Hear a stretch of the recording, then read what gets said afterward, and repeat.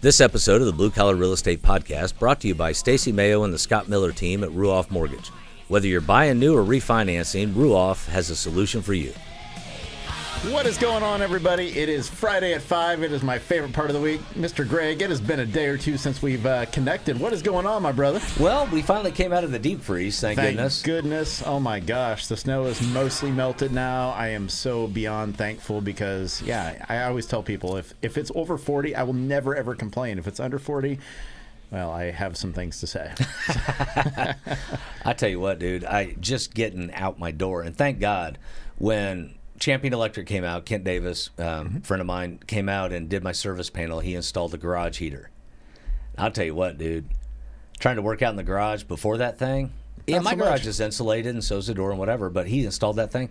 The other day when it was 8, I had that thing on high. I'm out there in shorts and a T-shirt doing my thing. That's awesome. That's what it's about, being able to work outside, or at least sort of outside, do what you love to do, and it's cold outside. Heck yeah, that's what I'm talking about. So I have to ask, so before we dive into the show, and I'm super excited about this show because we're going to really walk people through some of the unknowns that people have if they ever wanted to build a house, right? So we're going to literally pull back the curtain on all of that this episode, and we're going to show people what are the ins and the outs, some of the intricacies, I can't say that word very well, of what it takes to actually build a house, if that's your plan, shy of going to a new home builder and they just do it do it all for you. But if you want to build a house, that's what this episode is all about. We're going to show you exactly what it takes to get started, what are all the things that you need to know. But before we do that, I want to talk about what you have going on right now, Greg, because I'm super excited about it, because this book is taking off. So tell me about what's going on with Almost Daddy right now.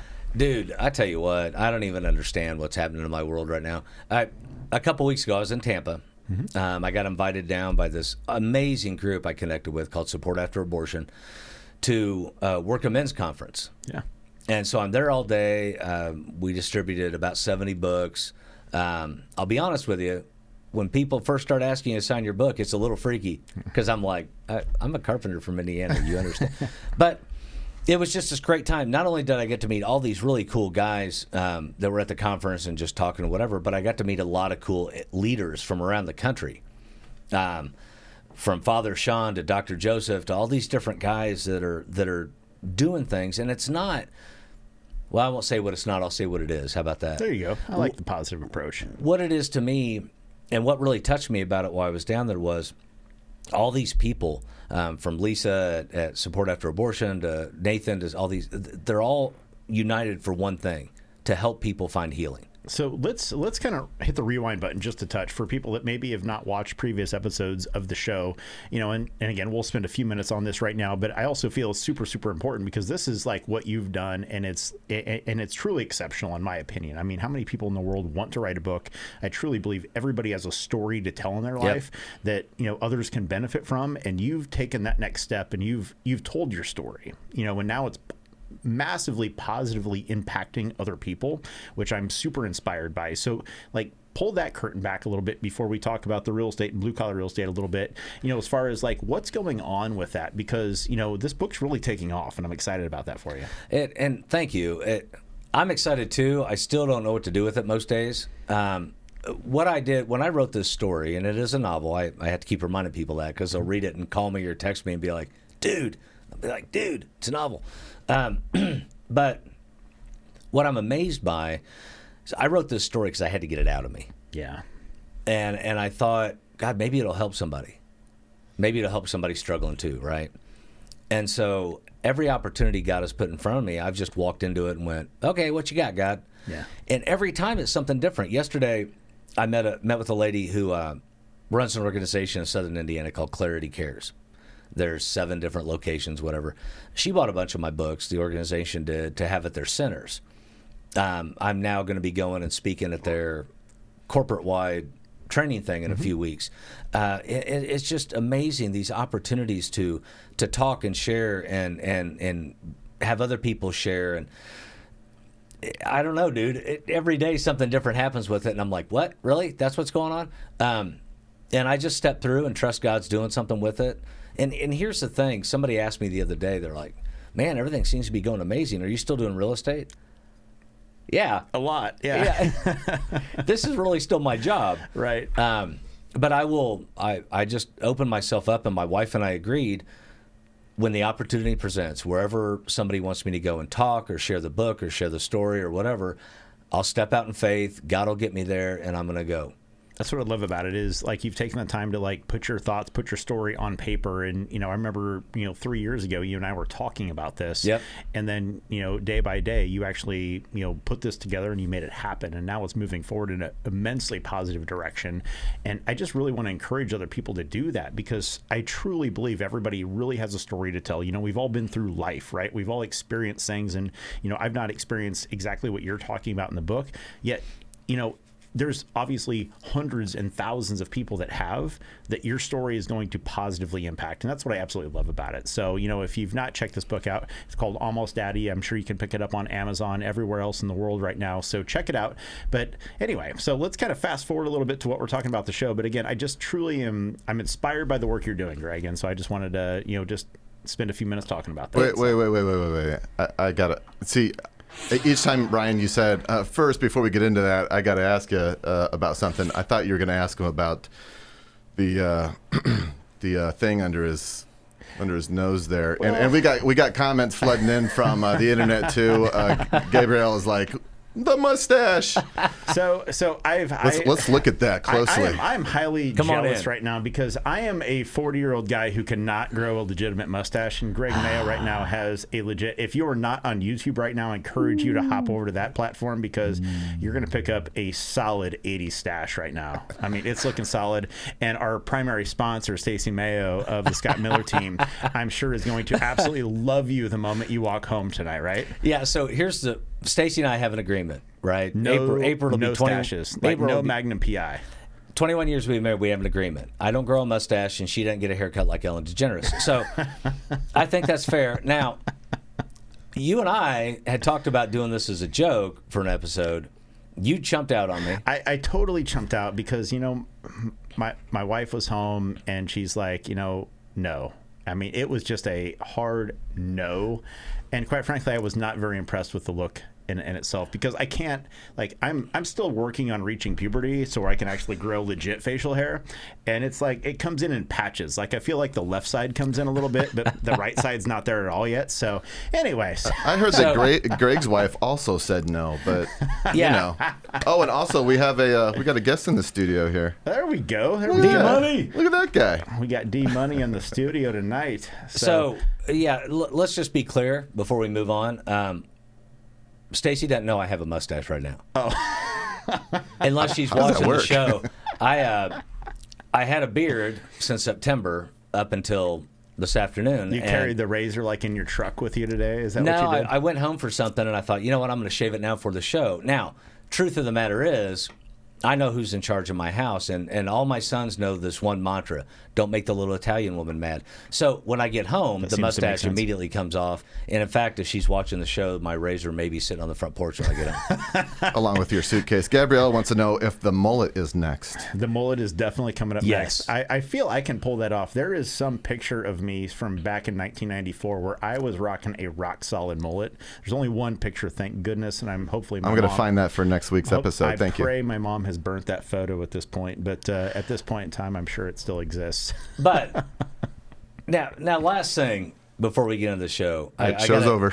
Well, yeah, right. And that's it. Thanks, everybody. Thanks for tuning in, everyone. Bye. Meanwhile, Dylan's back there going, "God, these guys are idiots." But anyway, this I gotta share. So I'm sitting at home the other day. RoofCo came out, and did some work on my house. You guys did a great job. You had a hell of a time matching the shingles. It turns out I got this really weird, obscure shingle. We had a special order those from Denver, by the way. Right. You put shingles down, waited till those came in, had your guys come out, put them back. You guys just did an amazing job. Thank you. And all the stuff we talk about, right? Showed up on time, did what you said you were going to do, did it for a reasonable price. So now, fast forward to yesterday. Sitting in my office, I get a call. I answer the phone. Guy says, "Hi, this is so-and-so from RoofCo." And I went, "Really?"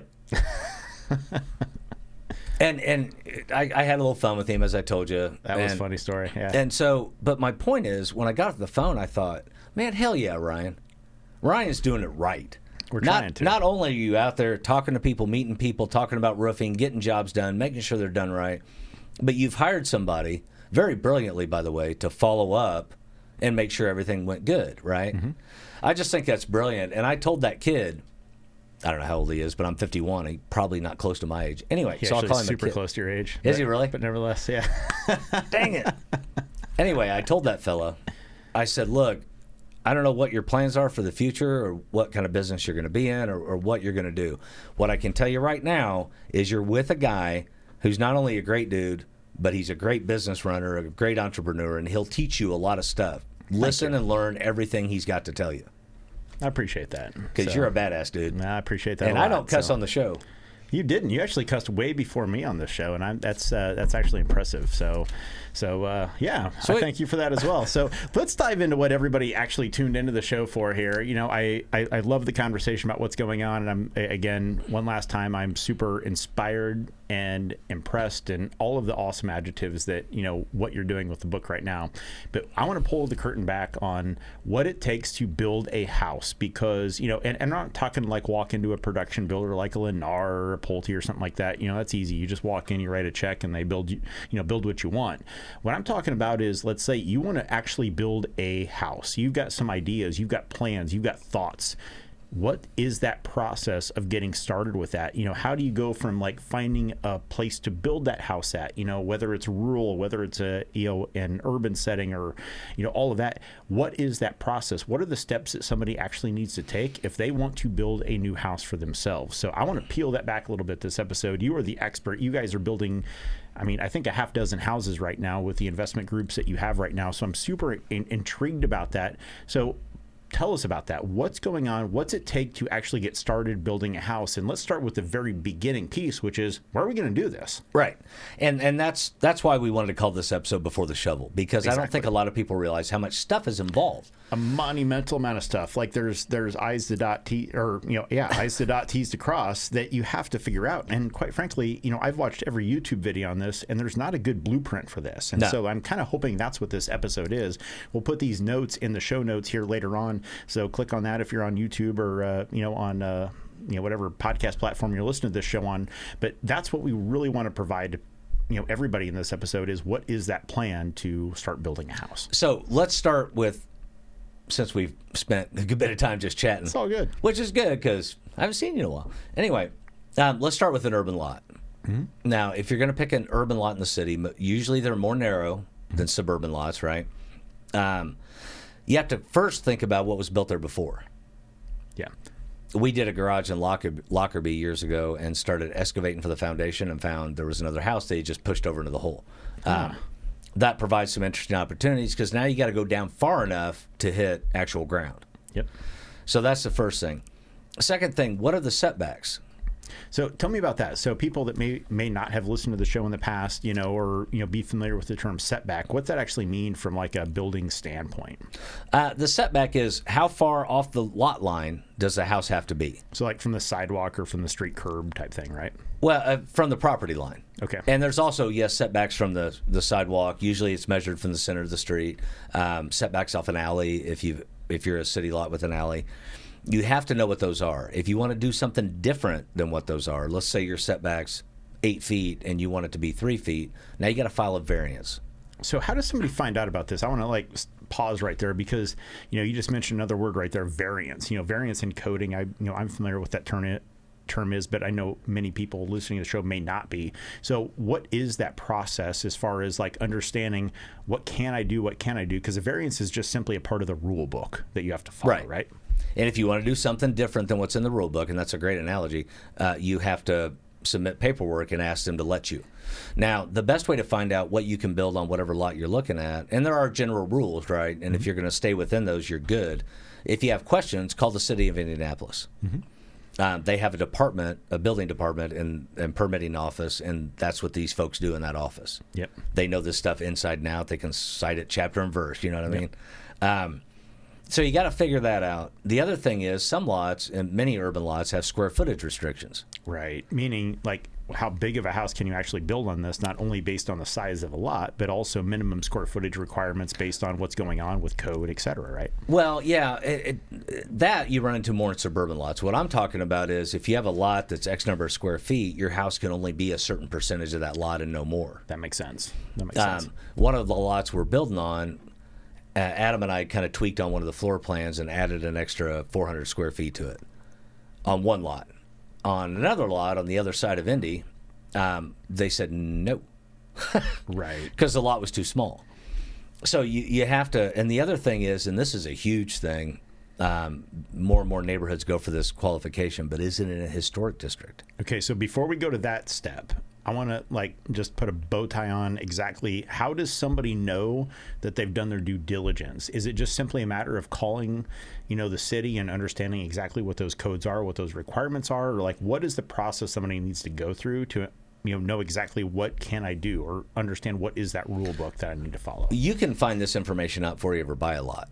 Okay. The City of Indianapolis website is fairly robust in the amount of information you can pull off of it. And I'm sure most municipalities around the country have something similar to this, correct? Okay. Where you just go on and you can look, how big can the house be? How big does it have to be? Are there height requirements? We see a lot of 3-story houses going up around Fountain Square and stuff. Some areas you can't do that. You can only be 18 feet tall or, whatever it is. So a lot of that stuff's available on the website. And you have to, just like when we talked to the last episode with our investor clients that did all their research beforehand, you have to spend the time or go hire you a builder that's already done that work, right? Exactly. If you hire my buddy Adam or my buddy Mead, they already know, so they'll just tell you. But this is more geared right now toward if you're going to try to do it. So the first place to start is the city's website. Okay. You'll gather information if you still have questions, and you're going to want to call the city. And they'll be able to tell you. And that's it. And we'll put a link to that in the show notes here. So let's kind of look at, we've talked about urban lots, but there's also suburban lots like in suburbia. Yep. You and I both live in suburbia Indianapolis, for those listening right now. But then you've also got rural opportunities as well, and this is something that I've spent a massive amount of time on learning. With I work with a lot of people in the racing community that want to build shops, that want to build houses, on properties with 3 to 5 acres, type thing. And so, there's so many different rules based on whatever county or municipality that you're dealing with there. So how does somebody go and find out what those rules are? Again, when we're looking at maybe a suburban setting, and you don't, again, just want to walk into a production builder and build a house, but you want to build something for yourself, more of a custom-made lot, right? Yeah, and so a suburban setting. They're really tight. Yeah. Me and a builder are looking at doing a couple spec houses in suburban settings, and every neighborhood has different restrictions. What percent of the exterior of the home has to be brick or stone? Yeah. You have to get all your colors approved. The style of the house is often, I can't go into one of these neighborhoods that's a bunch of, I use the term loosely, but French chateau style, and build a mid-century modern. Right.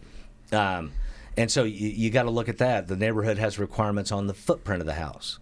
In other words, if you're 1-story or 2-story, if you're 1-story, it's got to be X number of square feet minimum. Yep. If you're 2-story, it's got to be X number of square feet minimum. Minimum. Yep. So you have to know all that. Now, a lot of the lots I've looked at in the suburban areas, kudos to these agents that are listing them, because they've attached the page out of the covenants and restrictions that lay out what you have to build. That's helpful. That's really helpful to just have it right there on the BLC, right? And you can just look at it and go, oh, yep, that's not going to work for what we want to do. The other thing you got to figure out, there are still some subdivisions, and especially when you get out in Johnson County or Western Hendricks County or whatever, that still have well and septic. You have to factor that into the plan of what you're building. Oh, yeah, because, for an average well and septic, you're looking at, to drill a well, to install a septic system. I mean, you're looking at anywhere between $50,000 and $80,000 to do that, right? Right, and the well has to be on the front of the house and the septic in the back, and they can't be by each other. Of course, that would be obviously bad. Yeah. And then you get out into rural lots, same thing, well and septic. Some rural areas have city water available, and you need to know that if it is. You got to think about how you're going to get electric there. See, that's something that I think a lot of people don't necessarily take into consideration, because, even though there may be electrical lines running down a county road, it's going to cost several $100s per foot to get that to Oh, yeah. wherever your house is going to be located on that lot. And that's something that, a lot of people just don't take into consideration when they're looking at site plans and what it's going to take to actually put that house that, that you want on that 5-acre lot that, you've been dreaming about. There's so many ancillary costs that you have to take into consideration when it comes to that. And that's one of them right there. And think about this. Now, you may be listening to this and thinking, well, I'll just build off grid. I'll have RoofCo come out and do solar. Which we can do, by the way. Which you can do. And you may do that. That may be an option, but you better make sure it's okay. Because but that solar's not going to work very well when it snows, by the way. Right. It's terrible when it snows. But some townships don't allow off-grid building. Right. And you need to factor that in. And then there's the other thing, and we talked about this a little bit before the show, the 1 in 10 rule. So tell me about that. So I was not familiar prior to the show about the 1 in 10 rule. So educate the audience on what that 1 in 10 rule actually means when it comes to building in rural areas. Okay, so in a lot of rural townships and counties, you have to have 10 acres to build one house on. Mm-hmm.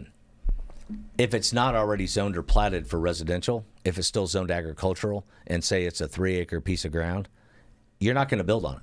Yep. Unless you get a variance. And I won't mention the county, but I know a county where several people have tried, and it's always a hard no. Yeah. So if you don't have at least 10 acres, you can't build. Well, that puts building in a rural setting out of reach for most people because land costs are going up, especially anywhere within an hour of downtown Indy or I'm sure any city center. Any major metro area right now, quite frankly, at the as we're the recording of the show, we're February of 2021 right now, and I mean the real estate market in most urban areas is absolutely on fire right now. Here in Indianapolis, we've got literally 16 days of inventory on the market right now, so there is just literally no homes available. Lots, land is at an absolute premium right now, and so you've got to do this due diligence if that's your plan. If that's your goal, is you want to build this house in this rural or urban area, you got to know what those rules are because, man, everything happens so fast right now, I feel. Yeah, there's hardly any time to think. Right. Excuse me. It must be the mustache. Hello. Yes. Anyway, so I think that's one of the things that people have to really look at, though, is, doing that due diligence up front and simply understanding what is that rule book that you have to play by, whether you're looking at rural, urban, or, metro area. You've got to understand what is that rule book. And that can simply be, solved by calling the county, calling the, municipalities that you're trying to do this within. You've got to understand what that is. Or, as you mentioned earlier, call somebody that's already doing that. And you can also maybe not call a general contractor. You can maybe call a design consulting firm that just will help you through that process, that part of the process. You can hire somebody for any part of the job you want, and you can do any part of the job you want. And as we go through these steps, I want people listening to understand it may sound daunting, like there's a lot, but it is just a series of steps. It truly is. There are checklists that exist to do this, and that is something that 100% exists. And you just kind of made the perfect segue into the next step here is, once you've kind of found that place that you want to build your house, what's that next step, though? Because now you got to figure out who's going to design this, who's going to put this thing together, who's going to make sure that the framers know exactly what they need to do. So walk us through what are those next steps that need to happen once you've found your lot, once you've maybe secured your lot. What needs to happen next? So the next thing you got to do is you got to decide, are you going to use an architect or a draftsperson? What's the difference in those? Because I quite frankly don't know either. Education level and cost. There you go. So give us some examples. Well, I know several people that can draw you a house to scale, and the prints that they produce will pass code as far as getting it built. There will be questions, or there may be questions. Okay. As far as when you get into the structural engineering part of it, right? Where to put beams and how this works and that and the other. And they'll be pretty, not simple. I don't mean it like that because I've used draftspeople for years, but they'll be pretty simple drawings. Mm-hmm. An architect is going to have all your cutaway details, everything down to, you'll see a cutaway of like a gutter board. Yeah, like a kitchen cabinet, like everything down to the finite detail. And it'll tell you what size gutter board you need to use right there. Yep. So it's a finer detail. I would suggest if you've never built a home and you're trying to dig this on your own, go ahead and spend the money on an architect. I would agree with that because there's so many details that people don't take into consideration. And maybe you can save a couple $1,000s by, hiring a draftsman, but at the end of the day, are you going to put, and to use your example, gutter boards, are you using 1x6s? Are you using 1x8s?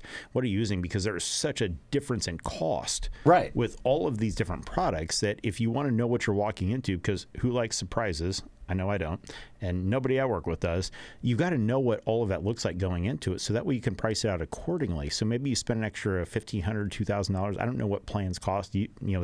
That's your world, but you've got to do that due diligence up front because otherwise there's an infinite number of variables that are involved when it comes to building a house. Right. And you don't want to guess. You don't want your framer calling you and saying, hey, what am I doing here? And you quite frankly don't want your framer ever calling you. You want your framer to just know what he's doing and knock, and be happy knock and a home run. Yeah. So you pick the person to draw it, then you got to finalize the plans, and that's a lot of back and forth sometimes. Once you get the house plans, and I want to encourage people, these house plan websites, they are amazing for getting ideas. Mm-hmm. I'm on them all the time, jacking around looking at stuff. But if you buy plans off of there, typically they're not complete. It's not everything you need. So tell me about that. So you've, you talked, you and I have talked a couple times in the past about, different websites that people could go to kind of find plans, kind of get some of those general ideas, but kind of walk us through that step as far as, hey, everybody I talk to likes, I want an open floor plan. I need a 3-bedroom, 2-bath home, and I, want a basement and blah, blah, blah. But how does somebody really finalize those plans for themselves? What do they need to do? Obviously you can go online, you can buy different floor plans, et cetera, but walk us through that process as far as actually putting together the plans that it's going to take. Once you found the lot that you want, actually taking that next step. Once you've hired the architect or, or found those plans, what is that next step? Well, to save time and money, I would look and decide what kind of house you want before you talk to the architect. That would make sense. And then tell him or her, hey, you know what? We really like Queen Anne Victorian style.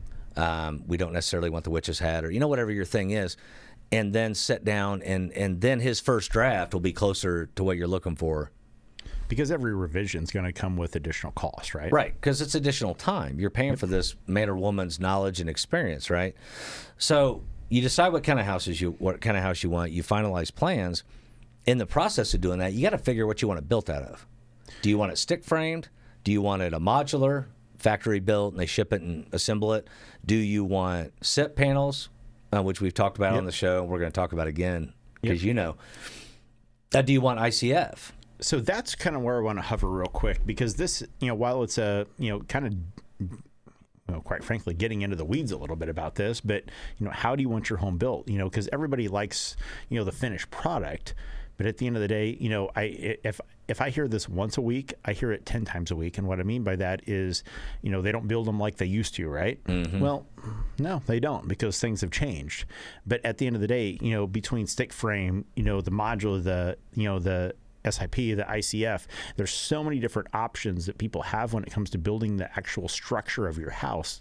Kind of walk us through what maybe some of those differences are between all of those real quick, and maybe what some of the cost differences are as well, so that way people know kind of what they're getting into, if you don't mind.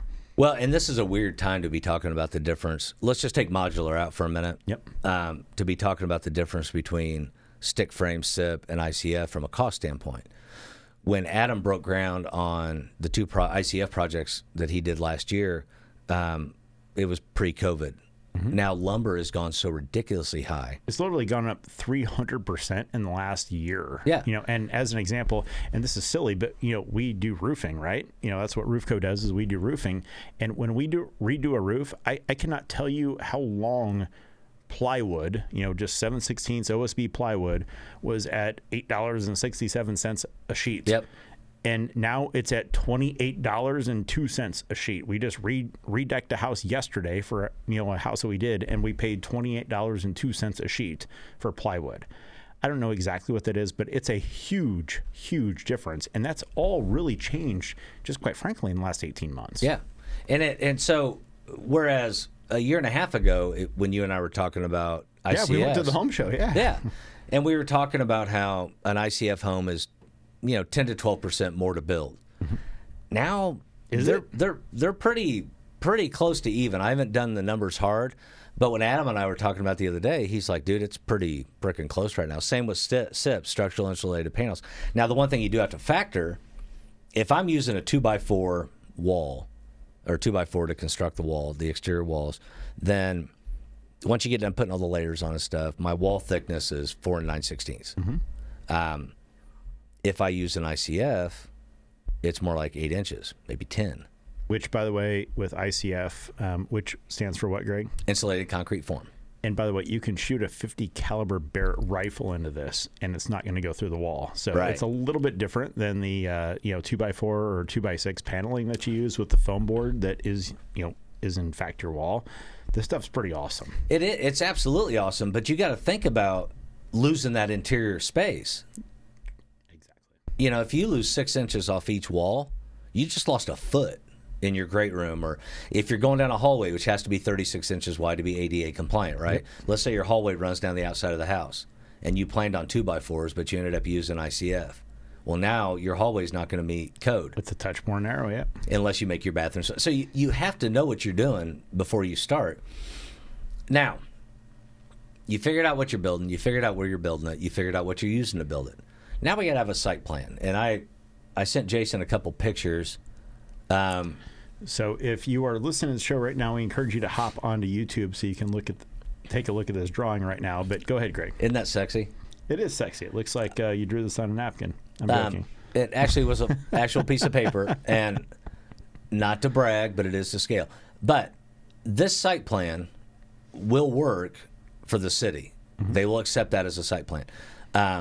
I've got the length of the lot, the width of the lot. This area here, you have to have a concrete washout area, and you have to show it on the plan. Where are you washing that concrete out? I have to ask a question. What is a concrete washout area? That's a great question. When the concrete truck comes out, the chances of them dumping or having the exact extra amount is pretty slim. Yeah, they're always going to have extra. You got to have somewhere on site to deal with that. You have to. The city requires it. You can't just dump it wherever you feel like it, like they did back in the old days when things were so much better, right? And some things were, but ideally in that neighbor's yard that you don't like is a good place to put that, I feel. That's a good way to make friends. But then you'll notice here, I got 25 feet setback off the front, right? That's because that area of the city requires me to be 25 feet back from the road. So I'm 6 feet off of the sides here. And so that's a very rudimentary site plan. I did it with a scale rule I've had since I was in the lumber business. It didn't take long. It took me 10 minutes. Now, this next site plan is what you could get. I'm looking forward to this. There we go. Now, in Jason's defense, he emailed me and he said, dude, that's grainy. Can you get me another one? And I'm like, no, I don't have time. It's fine. So the fact that it's grainy is just a touch more sophisticated, though, I feel. Yeah. So here's the house. Here's the cul-de-sac. All the lot lines. You've got distances from every lot line, and you've got color shading for different materials, and you've even got some topographical information on here that it's kind of grainy so you can't tell. You got the drive. I mean, this did not take 10 minutes. No, this looks like a 3 to 5 hour project right here to me, if I knew CAD, which I don't. So, but again, that's also a site plan. Right. And if you want that kind of detail, then you can have your architect get you that kind of detail. Which, is that required? Let's say I want to move forward with building a house right now. Do I need this, or can I, draw it up with a scale ruler and do it myself? What's that look like for somebody that, is the, handy-manny type individual that wants to take on doing all of this themselves versus maybe just paying somebody to do it? What's required, what's not? You have to have a scale site plan. Okay. If you do it yourself, great. If you hire it done like this, great. But one is required. But you've got to have one, because when that leads to the final step, which is actually like getting permits to actually build this house, you've got to have something that you can submit, right? So tell us about that, because, actually getting permits from the city, which is quite frankly, in, my world, the racing world, it's waving the green flag that says we can actually start digging a house. But in order to start digging a house and digging the foundation to do it, you've got to have a plan. You've got to have permits to do that. The city has to say, okay, if not, they're going to show up. That dude in the white truck is going to show up, which nobody wants to see, by the way. Nobody wants to see the guy in the white truck or the gal in the white car or whatever they're driving. It's always white, it seems like. But that's what happens. So you don't need that happening. So how do you make sure that you are not going to have that person showing up and saying, you have to stop this project right now? Well, where are we at so far? We've got our blueprints. Yep. We've got our site plan. Those are the two main things we need. Okay. And so we're going to fill out a permit application, which every city, municipality is going to be different, what they require. Indianapolis, you can go online and download it. I'm sure you can from anybody else too. And that document, what's really cool too, is that it will tell you what all you need to submit. Your blueprints are going to have an electrical plan. Yep. Where all the wiring's going, what kind of wiring. They're going to have a plumbing plan and so forth and so on. Because at the end, what you're trying to get when the house is done is what's called a certificate of occupancy. Yep. Meaning the house is done and somebody can move in now. If you don't have, electricity or running water, you're not going to get that. Right. So, somebody's not going to be able to get a loan in order to buy this house. Right. So you put your packet together, the site plan and your blueprints and whatever else they need. And when I say blueprints, I mean all the prints. And then not just structural. And then you submit it to the city or the municipality. Why can't I say that word today? I'm really bad at speaking today as well. My gosh. And you submit it with money. Because it's a government. So let's talk about that real quick. So, because that's kind of the final step here before you actually, put a shovel in the ground and you cut the ribbon, all the fun stuff, the pomp and circumstance that comes with actually making all of this happen. What's that cost? We've talked about, a lot here. We've talked about where are you going to build this house? What are the, costs associated with finding a lot? What's the cost associated with finding an architect or a draftsman to, put the plans together for you? And we've talked about, exactly filing permits and putting all this together. What's somebody looking at from a cost standpoint in order to just simply get started? So everything all together. Yep. Not just the permits. Just a little bit. Because all of it. The permits vary wildly. In what way? Well, let's dive into that just a little bit because I feel that's necessary. Understanding. It depends on where you're at, number one. How so? Indianapolis charges whatever they charge. Mm-hmm. Greencastle charges whatever they charge. Albuquerque charges whatever they, what I mean? It's going to vary per municipality. And what you'll notice when you look at their fee schedule, and you can go on the website and pull up the Excel spreadsheet, but you're going to have $65 here, $39 there, $150 there, $200 there. Yep. The HVAC, the electrical, the plumbing, they've all got to pull permits, which is part of your cost as the builder, or part of their bid, however you do it. But so just the permitting stuff can equal up to $2,000 or more. So let me ask you, and I'm going to put you on the spot here just a touch because I truly want to understand this. I want our audience to understand exactly, if I've got this grand plan, I want to build this house in whatever location. We've got, you talked about you talked about septic. You've got, you talked about a lot of different things in this episode here. But what are some of those ancillary costs that maybe people don't take into consideration? As an example, building a floor plan. Yes, you could go on a website, you could find a floor plan, you could download that, but quite frankly, most people are going to want to make a modification or two to that. So you're probably going to have to hire an architect to do that. What's hiring an architect cost? What are some of the costs that people could possibly expect to deal with as they go through this process? I would say and these are averages. Mm-hmm. It will vary. I can't stress that enough. But from the moment you go, I want that lot, to the moment you stick the shovel in the ground finally, $4,000 to $6,000. $4,000 to $6,000 in just preparation costs to get started with the process. Right.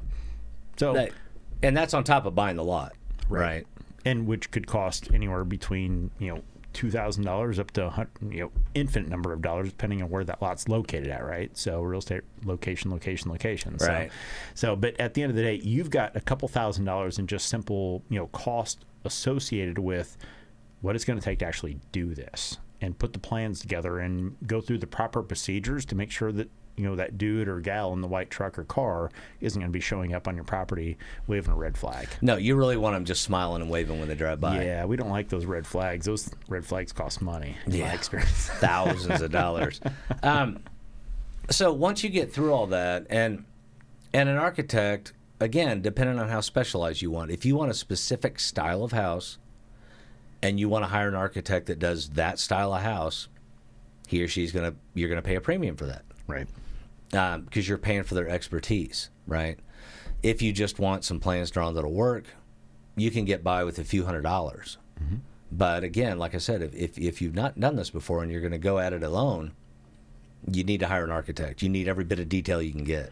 You know what I'm thinking at this point is I just need to hire somebody like you to just do this for me, because this sounds like a lot. So maybe hiring a professional versus doing it yourself, perhaps, or watch a couple more episodes of Blue Collar Real Estate or any other YouTube channel right now to better understand exactly what needs to happen next. Yep. And just so everybody knows, you'll notice we no longer have the Naptown homes here. We don't have Naptown homes anymore. As I've partnered with Adam and with the investors and we're all doing stuff together, what I realized is that I don't need to be a builder anymore. Right. What we do have now is Naptown Design and Consulting. You connect the dots for everybody. Right. I love that. Absolutely love that. So now we're done. Now we're digging. So now we're ready to start putting shovel in the ground. And I gotta be honest, for disclosure here for our audience, we haven't started following the process of the builds yet. It's coming up, but it's also been cold as... It's been like 5 weeks of nasty. It's been terrible here in Indianapolis, but what I'm looking forward to with Blue Collar Real Estate right now is we're literally going to start showing you the exact process of building a house. Like everything we've talked about for the last, 2 years at this point, right?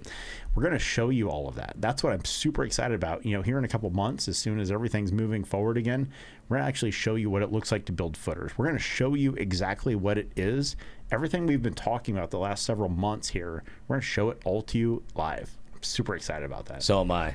But for today, we got to wrap it up, dude. We got to wrap it up. It's been a couple minutes now. So for Greg, Ryan here at Blue Collar Real Estate, we thank you all very, very much. Don't forget, if you took anything away from this episode, we 100% want to hear from you. That's why we do this show, because we want to hear from you. We want to get your feedback. Like, comment, subscribe, reach out to us. We are here for you. Thank you very much, everybody. And absolutely, my mustache thanks you. Your mustache is going to be gone in the next 10 minutes, I feel. Thanks, everybody. Have a great weekend.